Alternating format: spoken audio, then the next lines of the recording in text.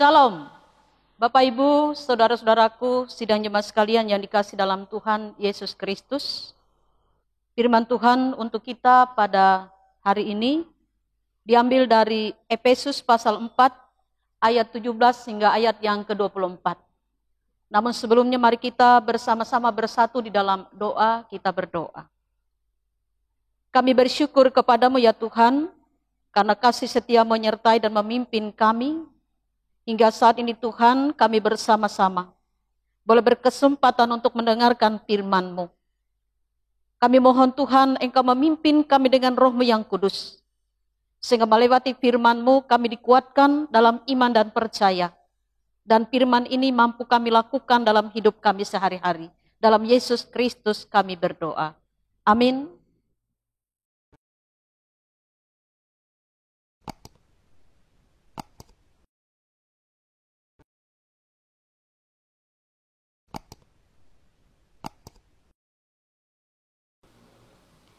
Efesus pasal 4 ayat 17 hingga ayat yang ke-24.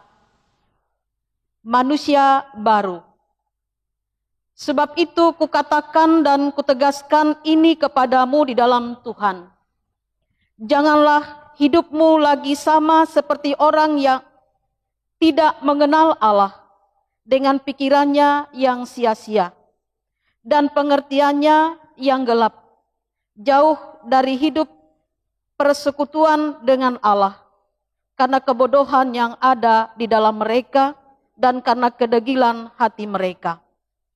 Perasaan mereka telah tumpul sehingga mereka menyerahkan diri kepada hawa nafsu dan mengerjakan dengan serakah segala macam kecemaran.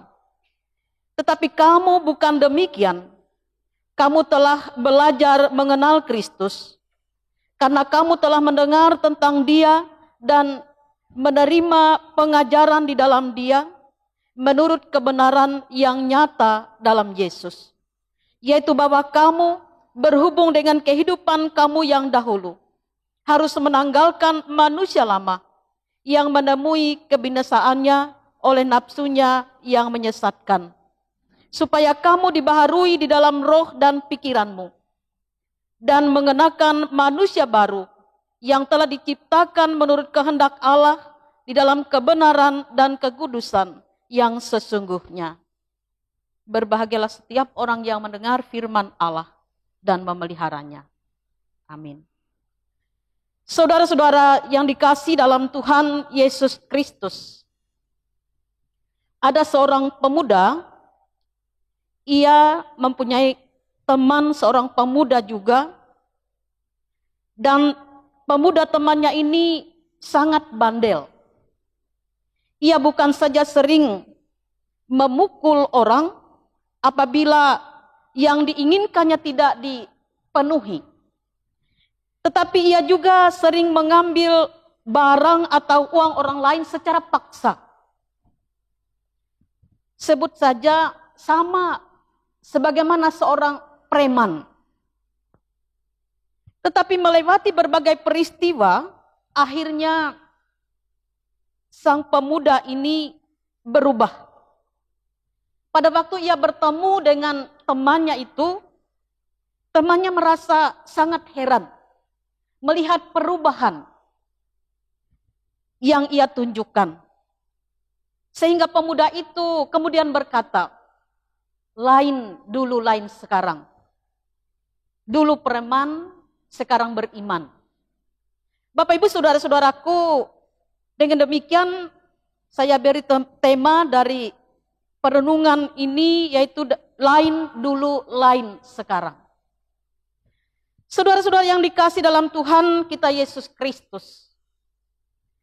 Nas yang diperhadapkan kepada kita dalam Efesus pasal 4 ayat 17 hingga ayat yang ke-24 ini bukan saja hanya bertanya, seberapa lama kita sudah menjadi Kristen? Karena tentu tidak cukup kalau seseorang hanya berlabel Kristen. Tetapi harus disertai dengan perubahan hidup yang benar-benar nyata, yang benar-benar ia mampu tunjukkan melalui kehidupannya. Dan itulah yang dikehendaki Tuhan, yaitu sebagai orang Kristen, ia harus mampu meninggalkan kehidupan lamanya, kehidupan dalam dosa dan menjadi manusia baru. Manusia yang sudah mengalami pembaharuan dalam hidupnya melalui proses pertobatan.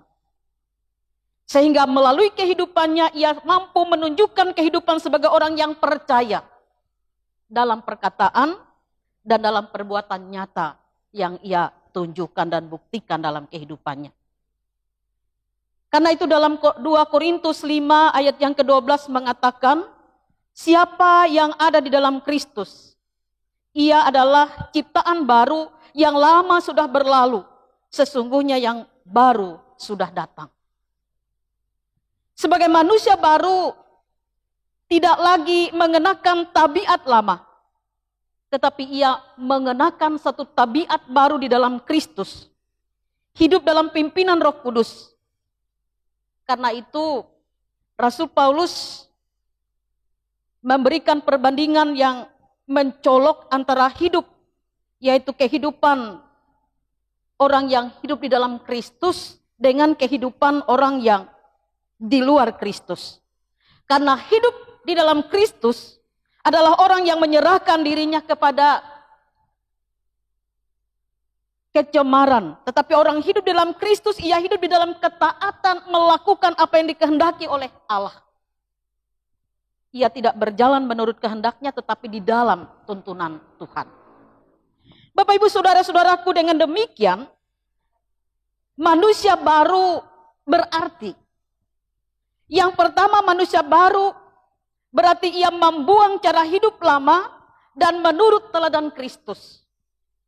Karena itu sebagai manusia baru selalu ada yang harus dibuang, yang harus ditanggalkan di dalam dirinya sehingga ia mengenakan sesuatu yang baru.